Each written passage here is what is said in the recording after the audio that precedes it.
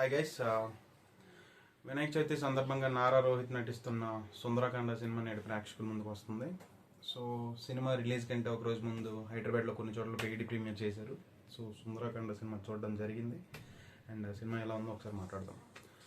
బేసిక్గా నారా రోహిత్ సినిమాలంటే ఒకప్పుడు ఒక స్థాయి నమ్మకం ఉండేది, మంచి కాన్సెప్ట్ ఎంచుకుంటాడు అని.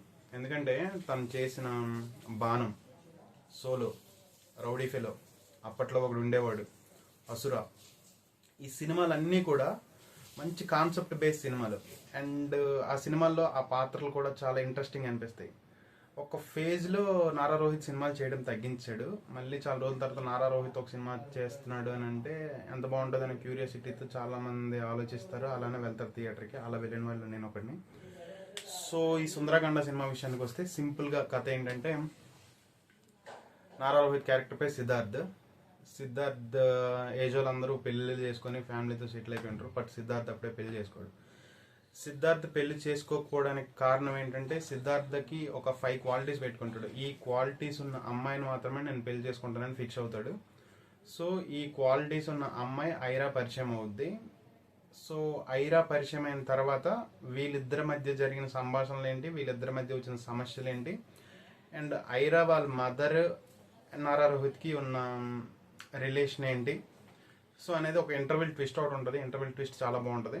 అండ్ సినిమా ఇంటర్వెల్ వరకు చాలా స్లోగా నడుస్తుంది. ఏదో సినిమాల్లో ఎలా ఉంది జీవితం అంటే, నడుస్తోంది జీవితం అన్నట్టే సినిమా నడుస్తూనే ఉంటుంది.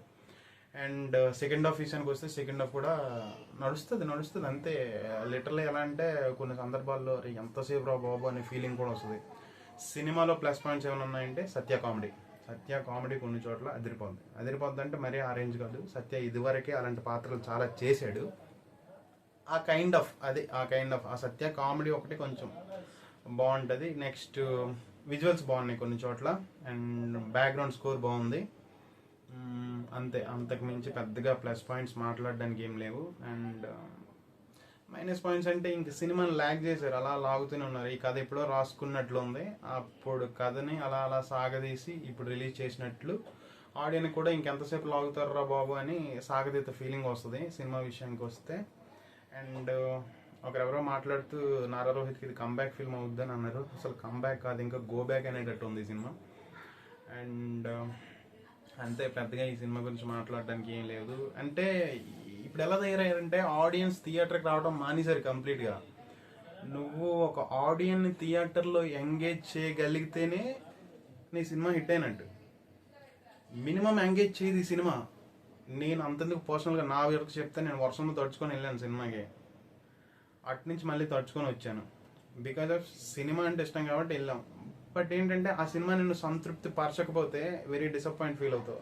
సో అలా మిమ్మల్ని కూడా ఈ సినిమా డిసప్పాయింట్ చేస్తుందని నాకు అనిపిస్తుంది. ఇది నా పర్సనల్ ఒపీనియన్. అండ్ ఓటీటీలో వచ్చిన తర్వాత సినిమా చూడండి, దట్స్ ఇట్, అంతే. సినిమా గురించి పెద్దగా చెప్పుకోవడానికి ఏం లేవు. ఏదైనా ఉందేనంటే సత్య కామెడీ, కొన్ని విజువల్స్, కొన్ని చోట్ల మ్యూజిక్. మైనస్ ఏదైనా ఉంటే ల్యాగ్ కంప్లీట్గా. నీకు ఏంటంటే అసలు ఎంగేజ్ చేయదు, మినిమం ఎంగేజ్ చేయదు సినిమా. నేను కూర్చున్న థియేటర్లోనే చాలామంది ఫోన్లు నొక్కుంటున్నారు. సో మంచి రిలీజ్ డేట్ దొరికింది. సినిమా కథ మీద కొంచెం కాన్సన్ట్రేషన్ చేసి ఇంకొంచెం బాగా తీసుంటే మంచి సినిమా అయ్యేదేమో. కాన్సెప్ట్ విషయానికి వస్తే మరీ కొత్త కాన్సెప్ట్ కూడా కాదు, just okay film, that's it.